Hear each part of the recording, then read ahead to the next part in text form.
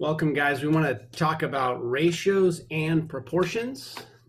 We want to talk about what a ratio is, and then what a proportion is, and how to solve proportions. So let's head over and get started with that.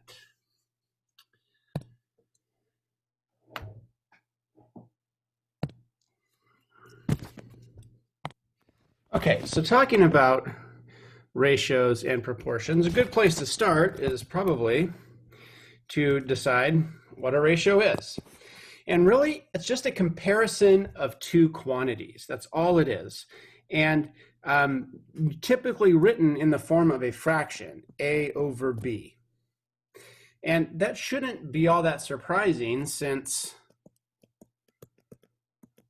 ratio is the root word for rational, which should make you think of rational numbers, right? Which we understand to be fractions. Okay. There are some other notations as well. A colon B.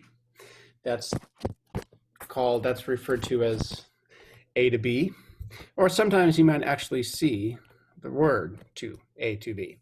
But for us, we're going to be using this fraction form, okay? Now, a rate is a comparison of two quantities of different units. And a unit rate has denominator 1. So what are some examples of rates? Well, miles per hour. Or how about feet per second? How about dollars per year? Or dollars per ounce? Okay, we could go on and on. But those are all examples of rates.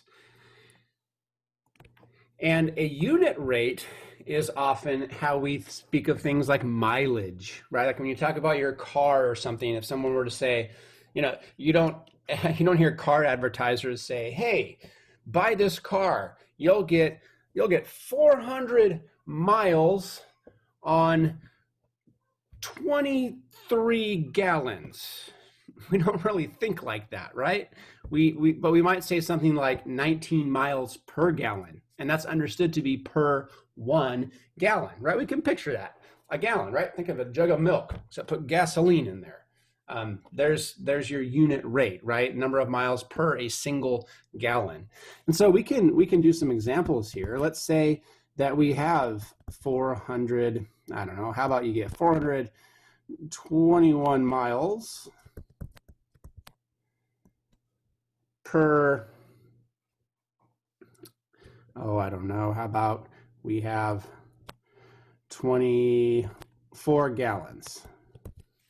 Well, again, this isn't a unit rate yet, but remember, this fraction bar just means division, right? That's all that means. So I can literally take 421 divided by 24, and that would give me approximately 17.54 miles per 1 gallon. Or, as you might see more commonly written, 17.54 miles per gallon. Okay? Think about speed. Or think about unit price. Maybe I've got something that's, I don't know, $2.50 for 5 ounces. Well, how much is that for 1 ounce? Well, again, that fraction bar just means divide. 2.5 divided by 5. That's going to be $0.5 or 50 cents over 1 ounce. You might see that as 50 cents per ounce. Okay? Alrighty. So here's an example. In the Ironman triathlon, athletes ride their bicycles 112 miles. If a rider completes the bike course in 5 hours, what was his or her speed? Okay, well, we know that it took them 5 hours to travel the 112 miles, but what would that be in miles per hour? Well, 112 divided by 5, that's 22.4 miles per 1 hour, or 22.4 mph, miles per hour. Okay, so that's unit rate. Here's another example. What's a better deal? A 6-pack of soda for $4.99 or an 18-pack for $14.50? Well, you're getting different quantities, right? And we can only compare if we can figure out what the price for one soda is, right? So we're going to compare unit price. In other words, the price for a single soda, okay? The price for a single soda as opposed to a married soda. I'm just kidding. It's that time of day, I guess. Okay, so let's look at the first deal. We have a 6-pack for $4.99. So $4.99 for 6 sodas. All right, well,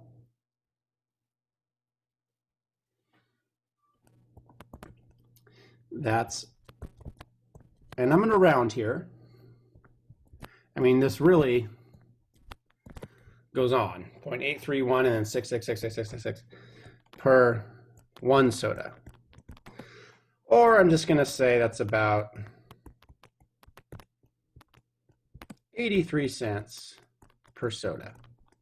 Okay. Now let's look at the 18-pack. Here we've got $14.50 over 18 sodas. Okay, well, let's do the same thing, right? $14.50 divided by 18. This is 0.80 and then 5's repeating for one soda, which would more commonly be thought of as approximately 81 cents per soda. So you got 83 cents, 81 cents. What's the better deal, assuming that you actually want to pay less? Well, the 18-pack is the better deal. Okay? Because the unit price is less.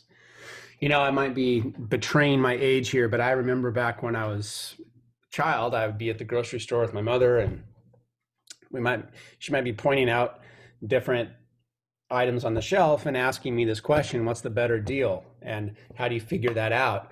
Well, it's interesting, if you pay attention now, you read those prices and it actually tells you the unit price. In fact, I think it even says literally unit price, and then it will either say price per pound or price per ounce. And I don't know if that says more about transparency in advertising or just acceptance of a general lack of number sense. Not sure which is the impetus for that, but nonetheless, these computations now are actually done for us. If you look, okay. Well, solving proportions. So, you know, ultimately, we want to take a ratio and use it to extrapolate in some other proportional representation. What do I mean by that? Well, maybe 3 out of 4 people prefer Coke to Pepsi. If I have a group of 200 people, how many should I expect to prefer Coke over Pepsi? Well, we have to set up what's called a proportion, which is just a statement that two ratios are equal, and then solve it. And we solve by cross multiplying. That's our technique for solving proportions. Now, if you think about solving equations, because that's what a proportion is, right? You have something equals something, so it's an equation. Cross multiplying really isn't some technique or property that we've seen in equation solving, right? Equation solving is all about isolating the variable, applying inverse operations. If there's division, we're going to undo it by multiplying, undo addition with subtraction, and so on. So where's this cross multiplying coming in? So I'm going to actually prove that this is valid. And so in other words, if I start with A over B equals C over D, can I make it look like AD equals BC? And the answer is yes, I can. Because I have an equation, I'm allowed to do anything I want to it as long as it's the same to both sides. So watch what happens if I multiply both sides by BD over 1.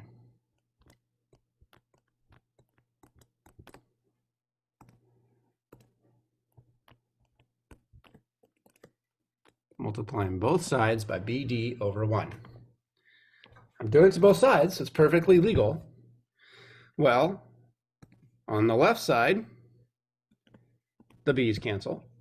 And on the right side, the D's cancel. Oh.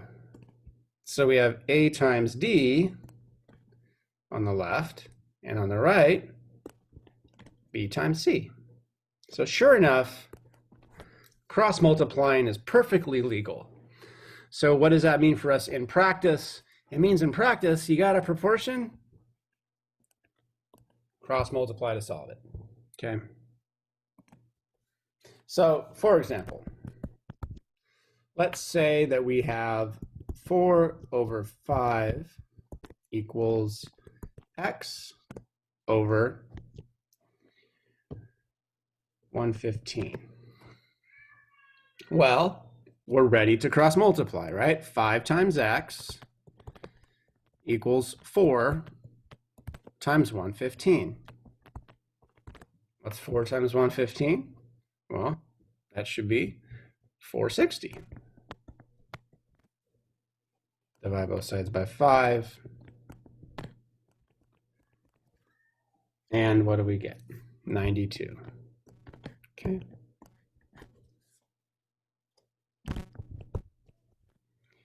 We could have 3 over x equals, oh, I don't know. How about 12 over 51? Cross multiply, 12 times x equals 3 times 51. So 12x equals, well, 3 times 51 is going to be 153. And then 153 divided by 12 is going to be 12.75. Okay? So there we go, cross multiplying. Now we can see these in context too, right? I mean, that's really where we're going to use this proportional reasoning. You're rarely going to be just sitting around going, gosh, if 2 over 3 equals x over 11, what does x equal? No. But if you've got something like this, your car can travel 407 miles on 20 gallons. How many miles can you drive on 13 gallons, right? This might be a useful situation.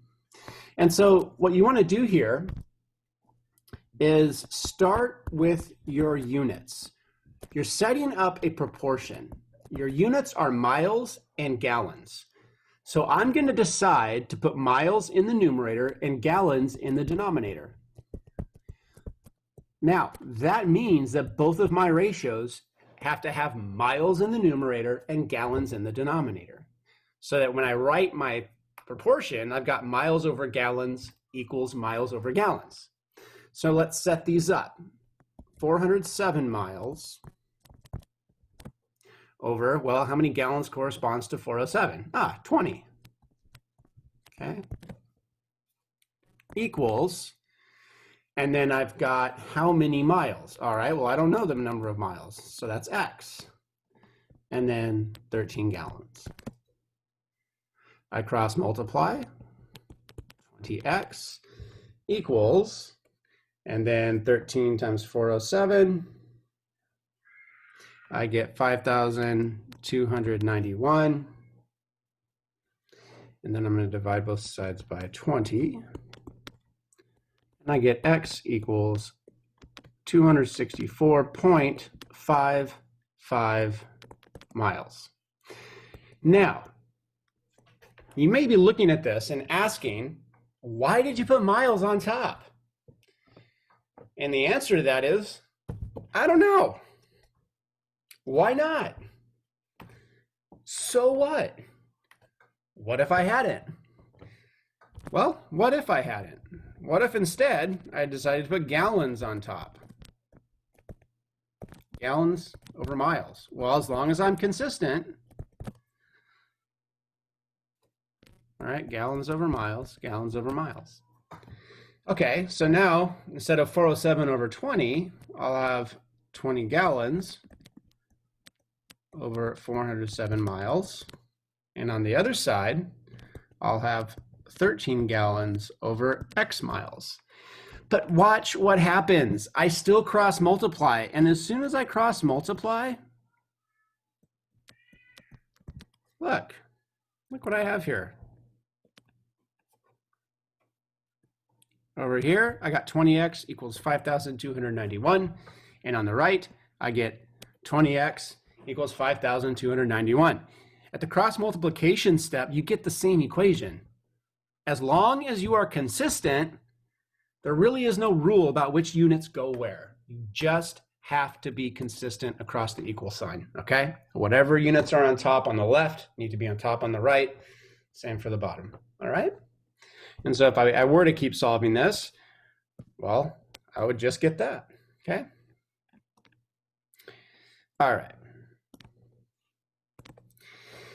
And one more.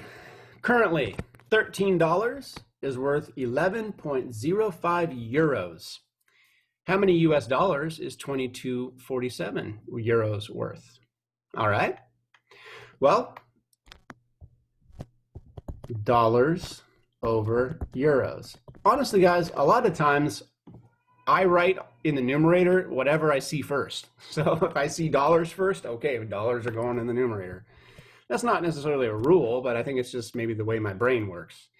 And so if this had been 11.05 euros is worth $13, I would probably put euros in the numerator. But since I read dollars first, euros second, I'm gonna do dollars over euros. And so as long as I'm consistent, I'll be good. So I know that $13 is worth 11.05 euros. How many US dollars is 22.47 euros worth? Well, I don't know the number of dollars, so that's my X.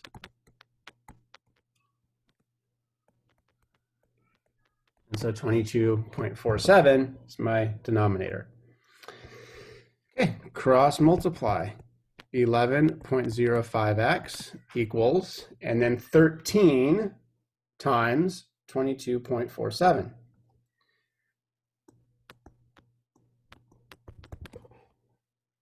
And then divide by 11.05,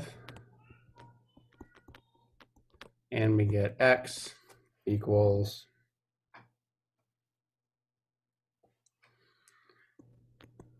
26.4352.9, blah, blah, blah. Well, what are we going to call that? How about $26.44? Okay. Well, when I round.